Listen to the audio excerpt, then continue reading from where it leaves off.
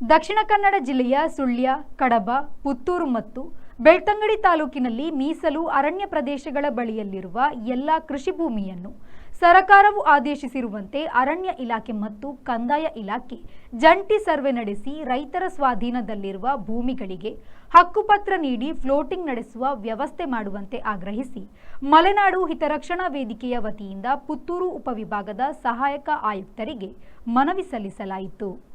ಪಶ್ಚಿಮ ಘಟ್ಟಕ್ಕೆ ತಾಗಿಕೊಂಡಿರುವ ದಕ್ಷಿಣ ಕನ್ನಡ ಜಿಲ್ಲೆಯ ಗ್ರಾಮಗಳಲ್ಲಿ ಜನತೆಯ ಸ್ವಾಧೀನದಲ್ಲಿರುವ ಭೂಮಿಗಳಿಗೆ ಈ ತನಕ ಹಕ್ಕುಪತ್ರ ನೀಡಲಾಗಿಲ್ಲ.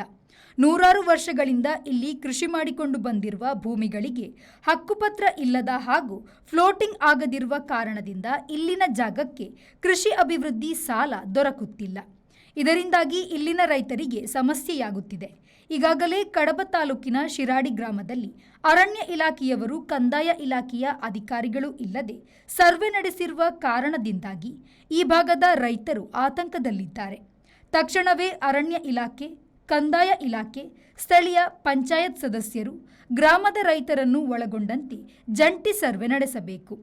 ಕಾಡಿನ ಅಂಚಿನಲ್ಲಿರುವ ರೈತರ ಗಮನಕ್ಕೆ ತಂದು ಈ ಸರ್ವೆ ಕಾರ್ಯ ನಡೆಯಬೇಕು. ಗ್ರಾಮ ಪಂಚಾಯತ್ನಲ್ಲಿ ರೈತರ ವಿಶೇಷ ಸಭೆ ನಡೆಸಿ ಕಾನೂನು ಮಾಹಿತಿಯನ್ನು ನೀಡಬೇಕು. ಮೇ 10ರ ಒಳಗಾಗಿ ಎಲ್ಲ ಗ್ರಾಮಗಳ ಜಂಟಿ ಸರ್ವೆ ನಡೆಸಿ ಫ್ಲೋಟಿಂಗ್ ಮಾಡಿಕೊಡಬೇಕು ಎಂದು ಮನವಿಯಲ್ಲಿ ಆಗ್ರಹಿಸಲಾಯಿತು. ಈ ಸಂದರ್ಭದಲ್ಲಿ ಮಾಧ್ಯಮದೊಂದಿಗೆ ಮಾತನಾಡಿದ ಮಲೆನಾಡು ಹಿತರಕ್ಷಣಾ ವೇದಿಕೆಯ ಸಂಚಾಲಕ ಕಿಶೋರ್ ಶಿರಾಡಿ ಅವರು, ಕಳೆದ 8 ತಿಂಗಳ ಹಿಂದೆ ಸರ್ಕಾರವು ಜಂಟಿ ಸರ್ವೆ ನಡೆಸುವಂತೆ ಆದೇಶಿಸಿ ಸಮಸ್ಯೆಗೆ ಪರಿಹಾರವನ್ನು ನೀಡಿದೆ.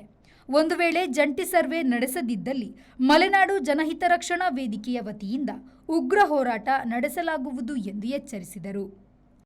ಈಗಾಗಲೇ ನಮ್ಮ ಕಸ್ತೂರಂಗನ ವರದಿಯ ಹೋರಾಟ ಸುಮಾರು ಒಂದು 15 ವರ್ಷದಿಂದ ಪುಷ್ಪಗಿರಿ ವನ್ಯಧಾಮ ಇರ್ಬೋದು, ಬೇರೆ ಬೇರೆ ಹೋರಾಟದ ಮಧ್ಯೆ ಇದಕ್ಕೆ ಪರಿಹಾರ ಜಂಟಿ ಸರ್ವೆ ಅಂತೇಳಿ 18 ವರ್ಷದಿಂದ ದಕ್ಷಿಣ ಕನ್ನಡ ಜಿಲ್ಲೆ ರೈತರು ಮಲೆನಾಡು ಜನಹಿತರಕ್ಷಣಾ ವೇದಿಕೆಯ ವತಿಯಿಂದ ಹೋರಾಟ ಮಾಡ್ತಾ ಬಂದರು.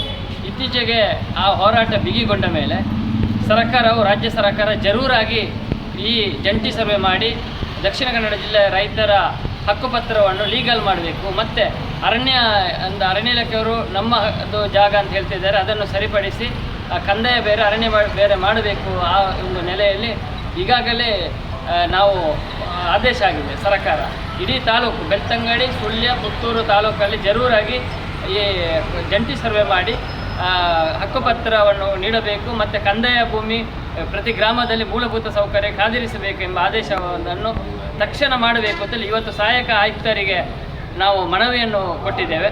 ಆ ಪ್ರಕಾರ ನಾವು ಇನ್ನೊಂದು 20 ದಿವಸದೊಳಗೆ ಜರೂರಾಗಿ ಗ್ರಾಮಗಳಲ್ಲಿ ಜಂಟಿ ಸರ್ವೆ ಪ್ರಾರಂಭ ಮಾಡದಿದ್ದರೆ ಮುಂದಿನ ದಿನದಲ್ಲಿ ಹೋರಾಟ ಮಾಡುವಂಥ ಕೂಡ ನಾವು ಮನವಿಯಲ್ಲಿ ಸಲ್ಲಿಸ್ತೇವೆ. ಆದ್ದರಿಂದ ನಾವು ಇದನ್ನು ತಕ್ಷಣ ಮಾಡಬೇಕೆಂದು ನಮ್ಮ ಬೇಡಿಕೆ ಇರುವ.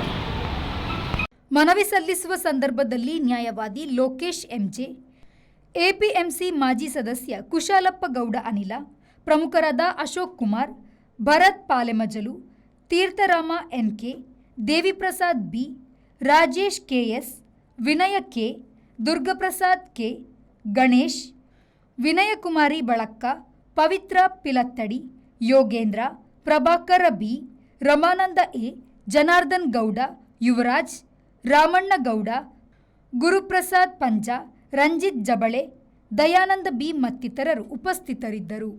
Anish, V4 news, Puttur.